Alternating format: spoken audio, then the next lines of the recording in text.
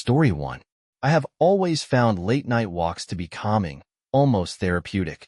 There is something about the quiet that makes the world feel a little less complicated. I work as a welder and have been doing it for over 40 years. I live alone now, on a sprawling farm, just me and my dog, Max. The house is far too big for one person, but after my wife, Carol, passed away, I could not bring myself to move. My kids moved out a long time ago, and ever since cancer took Carol, it has just been Max and me. One evening, after a tough day in the shop, I decided to take a walk. My property is vast, so a single loop around is usually enough to clear my head. The air was crisp, and Max trotted along beside me, his tail wagging lazily. Sometimes I think he is more attached to me than I am to him. Not that I do not love the big lug.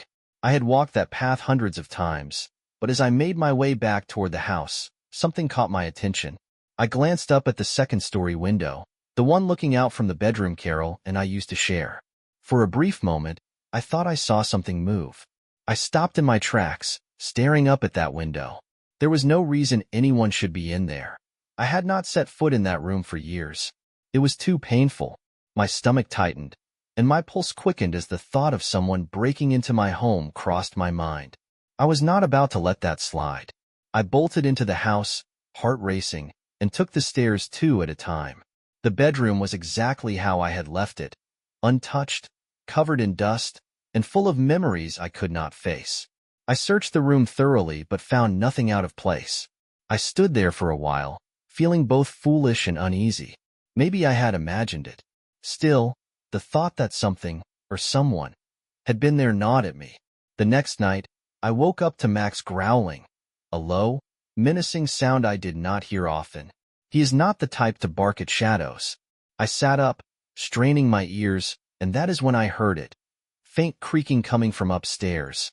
My rational side told me it was just the house settling, but my gut said otherwise. The sound was too deliberate, like footsteps.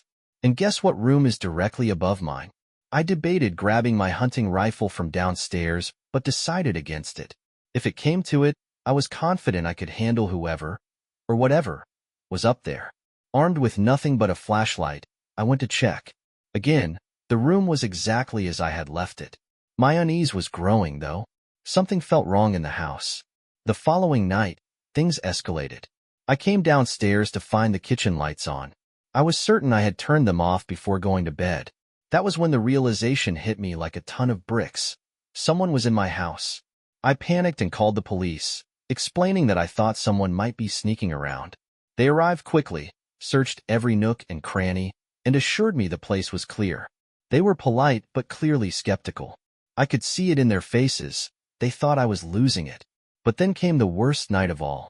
I could not sleep, so I decided to check the bedroom again. I do not know why I thought it would give me peace of mind, but when I opened the door, I froze. Carol's clothes I had packed away after she died, were scattered across the floor. And then I saw her. A woman stood in the doorway, staring at me. Her face was obscured, but I could tell she was not Carol. She was too short, too unfamiliar.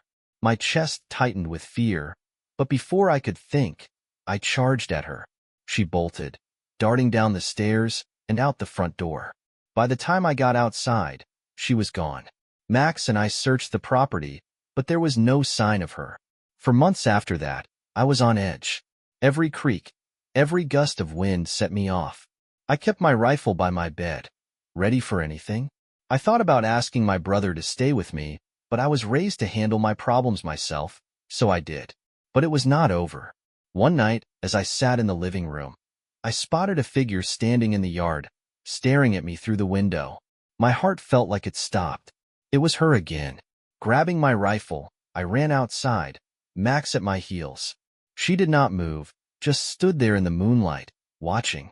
I fired a couple of warning shots into the air, and that finally sent her running into the darkness. I have not seen her since, but I know it is only a matter of time.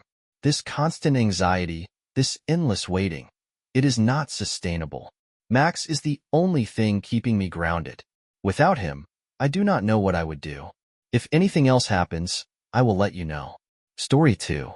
I work for a catering service, which means I spend a lot of my time on the road, often late at night. Most of my hours are spent hauling equipment and food in this massive truck my company insists I drive. It is not the worst job in the world, but the hours are brutal, and it is far from the career I imagined for myself. By the time I finally make it home, I am either so wired from all the caffeine I've consumed that I cannot sleep, or I pass out the moment my head hits the pillow and do not wake up for 12 hours straight. One particular night, I was driving home at around 2 in the morning. It felt great to be back in my own car for once. As I approached my house, I realized I had probably overdone it on the energy drinks. There was no way I was going to fall asleep anytime soon.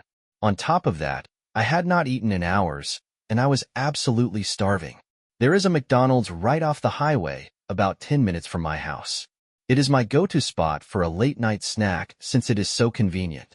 I do not eat fast food often, but every now and then, I get this craving that only a handful of fries can satisfy.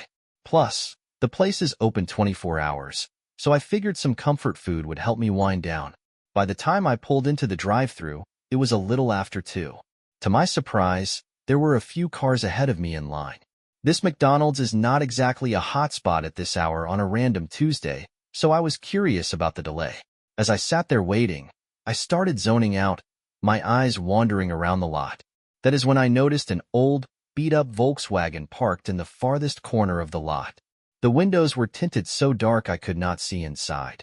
It struck me as odd. The restaurant was only accepting drive-thru orders at that hour, so there was no reason for anyone to be parked there. The employee parking spots were on the opposite side of the building, so it was not one of theirs. I figured it was just someone eating in their car, which I have done plenty of times myself, but something about it felt off. After finally getting my food, I started driving away. I was not ready to head home just yet, but did not want to sit in the McDonald's lot either. I began racking my brain for a good place to eat my meal. I live in a pretty green area with lots of parks and nature spots, but most of them were closed this late. Then it hit me. There is a nature preserve just down the street from my house. It is on a mountain and has this scenic lookout point at the peak with a breathtaking view of the city. Back in high school, my friends and I used to hang out there all the time. The road leading to the lookout loops around the preserve, making it easy to reach by car during the day. After hours, the main entrance is gated off, but you can still park outside and walk up the path. I had not been there in ages, and the idea of revisiting an old haunt felt nostalgic, so I decided to head over. When I pulled into the gravel parking area near the preserve, it was completely empty. That was not surprising, given the time. I was about to turn off my engine when I noticed headlights pulling in behind me. My stomach dropped a little. Who else would be here at 2 in the morning? Then I saw the car. It was that same Volkswagen from the McDonald's parking lot. My unease grew. I parked a bit further away and shut off my engine, trying to convince myself it was just a coincidence. Maybe they had the same idea as me, to enjoy the view and some fresh air. But the longer I sat there, the more paranoid I felt. I debated whether to leave, but decided to call a friend first. My buddy Sebastian lives nearby, and he is the kind of guy who is always up late. Thankfully, he answered, saying he had been working on a paper. I convinced him to come hang out, and he said he would be there in 10 minutes. While I waited, I kept my eyes glued to the Volkswagen. It did not move. The windows were still rolled up, and I could not hear any music or see any activity. When Sebastian finally arrived, I felt a wave of relief. We got out of our cars and started walking up the path to the lookout point. Before we lost sight of the parking lot, I glanced back one last time. That is when I saw all 4 doors of the Volkswagen open at once. 4 men stepped out. They just stood there, looking around, not saying a word. It sent a chill down my spine. I nudged Sebastian and whispered for him to look. He noticed them too, but tried to play it off, saying they were probably just here to smoke or hang out. Still, something about the whole situation felt wrong. As we reached the top of the path, the stunning city view distracted us for a while. We sat on the stone wall at the edge of the lookout, eating our food and reminiscing about the good old days. For a brief moment, I forgot about the men. That peace did not last long. We heard voices and laughter approaching from behind us. Turning around, we saw 3 of the men from the Volkswagen walking up the path. One of them, covered in tattoos and sporting a nose ring, was holding a blunt. They acted friendly enough, even offering us a hit, which we declined. But instead of finding their own spot, They lingered near us, trying to make conversation. Their behavior felt off, and I could tell Sebastian was uncomfortable too. Then I realized something. There were 4 guys in that car, but only 3 were here. Where was the 4th? My gut screamed that we needed to leave. We stood up to go, but before we could, Sebastian pointed into the trees. There, partially hidden in the shadows, was the 4th man. He was holding something, but I could not tell what it was. The moment he noticed us looking, he started moving toward us. We bolted, running as fast as we could down the path. We could hear their footsteps pounding behind us. My heart was racing, and my only thought was to get to the car. We reached the parking lot, jumped into our vehicles, and floored it out of there. As I sped away, I saw the men scrambling to get back into their Volkswagen. I called Sebastian and told him we should meet at his place instead of going straight home, just in case they tried to follow us. When we finally regrouped, we were both shaken. Sebastian showed me a photo he had secretly taken of the men while they were distracted. He sent it to me, but I was not sure what to do with it. The next day, we decided to report the incident to the manager at that McDonald's. The guy we spoke to looked genuinely shocked when we showed him the photo. He told us that one of the men in the picture used to work there but had been fired after stalking his ex-girlfriend, who was also an employee. He had been violating a restraining order by hanging around the parking lot. The manager promised to contact the police. As for me, I have not been back to that McDonald's or the preserve since. I just hope the authorities catch that guy before he does something worse. Until then, I am keeping my distance and staying alert. Story 3. Forgive me if I do not get every detail exactly right. This happened a long time ago. I grew up in Ardmore, Pennsylvania, a quiet town where finding fun things to do could be a real challenge. Back in high school, my friends and I were into sneaking into old, abandoned buildings to explore.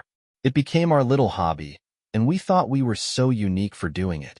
Only years later did I find out how many people are into that kind of thing. Turns out, urban exploration is a whole scene. There was this old abandoned church in Narberth that we used to frequent. I still remember the exact address, 198 Elmwood Avenue.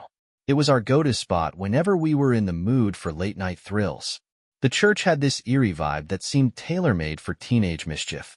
One chilly fall evening, 6 of us decided to head over there. Me, Jake, Hannah, Sarah, Tommy, and Emily. The air had that crisp bite of autumn, the kind that makes you wish you'd worn an extra layer. The church was surrounded by an 8-foot chain-link fence, which we had to climb to get in. The doors were all boarded up tight, so we always used the same side window to sneak inside. Once you got in, the first thing you noticed was the floor, or rather, the lack of it. The entire first floor had been ripped out, leaving only dirt and an open hole in the center where a set of concrete stairs led down to the basement. We never hung around upstairs for long. The basement was where all the action was. The basement had 3 rooms. 2 of them were wide open, and one had an actual door. The first room we always went into was the largest. There was not much in there, just some broken furniture, like a busted couch and a few mangled chairs. I remember shushing Tommy over and over because he'd had a little too much to drink and could not stop talking. He was always the loud one when we brought alcohol, and I was worried someone outside might hear us. Even though the place was creepy, being in a big group always made me feel safer. We joked around, drank, and just hung out like we always did. Out of nowhere, though, a door slammed shut with such force that it made me jump. I am not exaggerating when I say it sounded like a gunshot. We all froze, staring at each other in shock. For a second, I thought maybe one of us had accidentally bumped the door, but no one was even close to it. Almost immediately, Jake, Hannah, and Tommy bolted up the stairs and out of the building, leaving just me, Sarah, and Emily behind. The 3 of us had always been the brave ones, or maybe just the most stubborn. I was definitely freaked out, but I was not ready to let the wind or whatever spooked the others ruin the night. Sarah and Emily seemed to feel the same. After standing there in silence for a few minutes, the 3 of us decided to investigate. We crept over to the door that had slammed shut. Behind it was a smaller room, almost like a storage closet. The first thing I noticed was an old dresser with a cracked mirror on top. The glass had streaks of what looked like dried red stains smeared across it. At first, I assumed it was just paint, but when I got closer, I realized it was not completely dry. It still had that sticky sheen, like it had been left there recently. My stomach sank. The thought that someone, or something, had been in that room not long before us sent a shiver down my spine. Then, I noticed a photograph sitting on the dresser. It was an old black and white picture of a woman in a wedding dress. She was smiling, but the expression was unsettling. Something about the photo made me want to back away. Just as I turned to leave, we heard another noise. This time, it came from the room we had just been in. It sounded like someone shifting their weight on the floorboards. That was it for Sarah and Emily. They grabbed their stuff and made a beeline for the stairs, and I was not about to argue with them. We climbed out through the window and over the fence as fast as we could. As we hit the pavement outside, I turned back for one last look at the church. I swear, in the open window we had just climbed through, I saw a silhouette. It looked like a person, just standing there, watching us. To this day, I pray that my eyes were playing tricks on me, but I will never know for sure. None of us ever went back to that church together. I eventually worked up the courage to revisit the site years later, but by then, the building had been completely demolished. The lot was empty. Whatever secrets that place held are gone now. Sometimes, I still think about that night and wonder what was really going on in that old basement. If anyone out there wants to dig into the history of 198 Elmwood Avenue, I would be curious to know what they find. I never could figure it out myself.